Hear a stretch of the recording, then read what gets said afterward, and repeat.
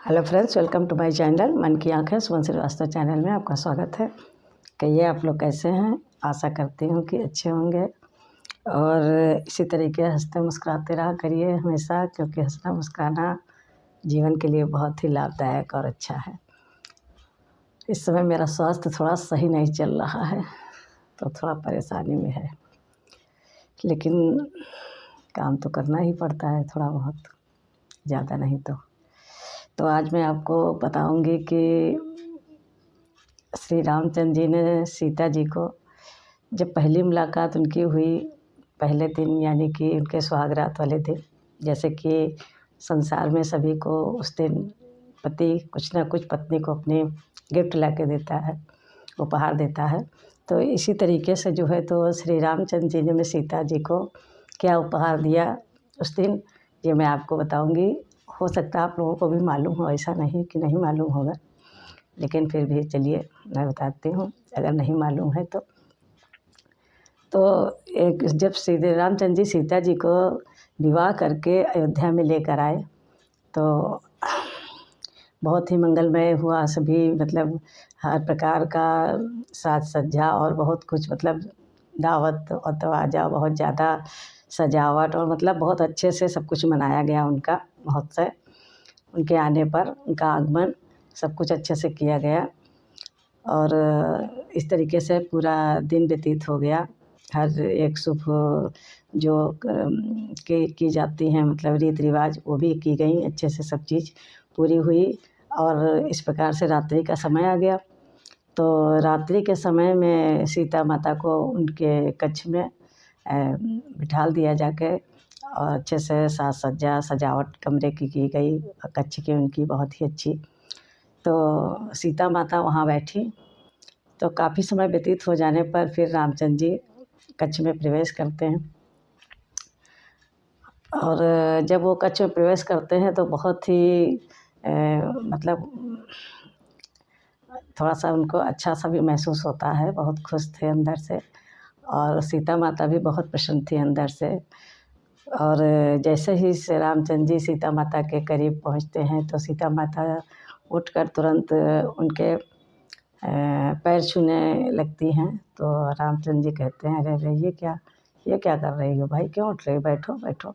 सीता माता ने कहा, नहीं, हमारी माँ ने हमको ये आज्ञा दी थी, चलते समय समझाया था कि जब मैं आपसे मिलूं तो पहली बार तो मैं आपके चरण स्पर्श करूं और सदा इसी तरह करती रहूं। और उन्होंने कहा कि आपके चरण स्पर्श करने से मुझे बहुत सुख प्राप्त होगा, हमेशा हमारा संसार में मान सम्मान रहेगा और मैं सदा सुखी रहूँगी। इस प्रकार के बहुत सी चीज़ें उन्होंने बताई थी। तो मैं आपके चरण स्पर्श कर रही हूँ। और इस तरीके कहकर सीता माता ने रामचंद्र जी का चरण स्पर्श किया।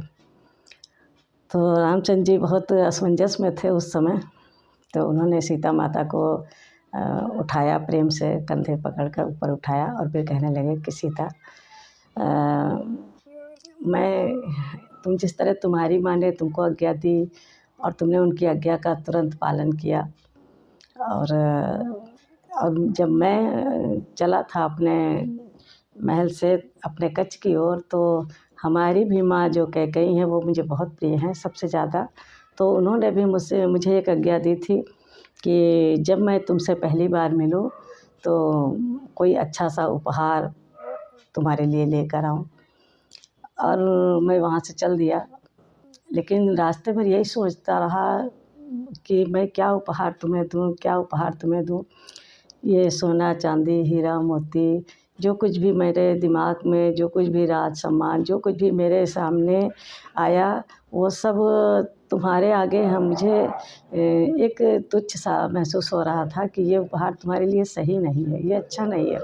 जो भी मैं सोचूं वो सब उनको कम ही लग रहा था तुमसे। और आते आते भी मेरा मन इसी समस्या में जूझ रहा था कि मैं क्या करूं, क्या करूं, क्या उपहार दूं। लेकिन यहाँ कमरे में आते ही तुमने हमारी समस्या हल कर दी। सीता माता ने कहा, वो कैसे प्रभु?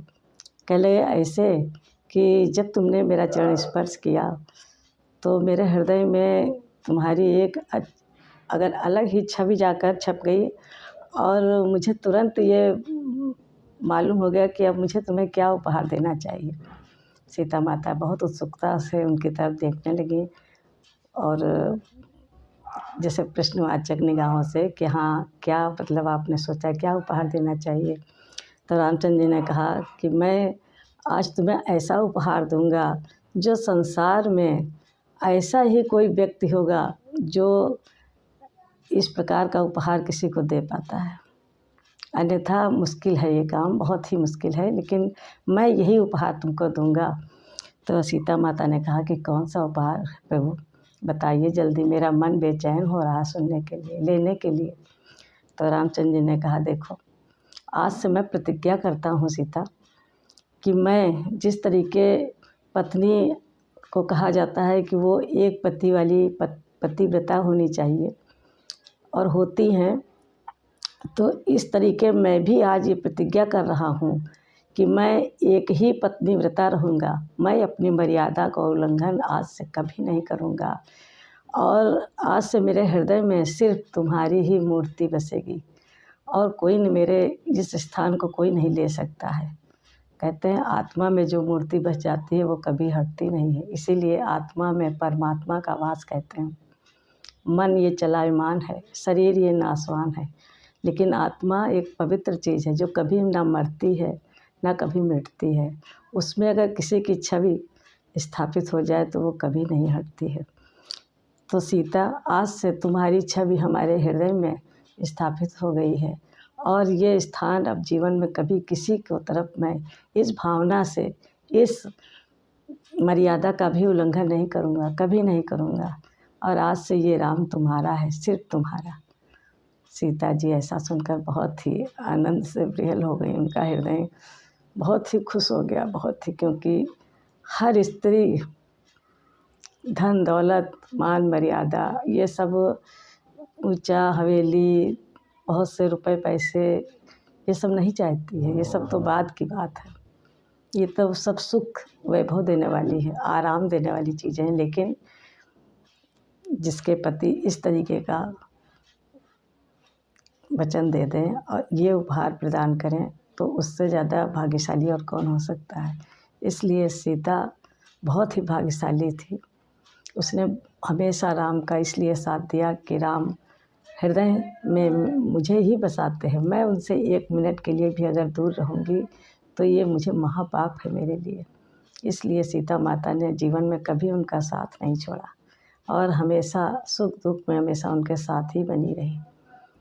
इस तरीके से हमें भी चाहिए कि हर पति का यही कर्तव्य है कि पत्नी से अच्छी उपेक्षा करने के साथ साथ खुद भी स्वयं को उसी तरीके अच्छा बनाए और अच्छे बनने की कोशिश करे। यही जो है जीवन का ध्येय है सबसे अच्छा, तभी जीवन सुखी है, तभी अच्छा है जीवन के लिए।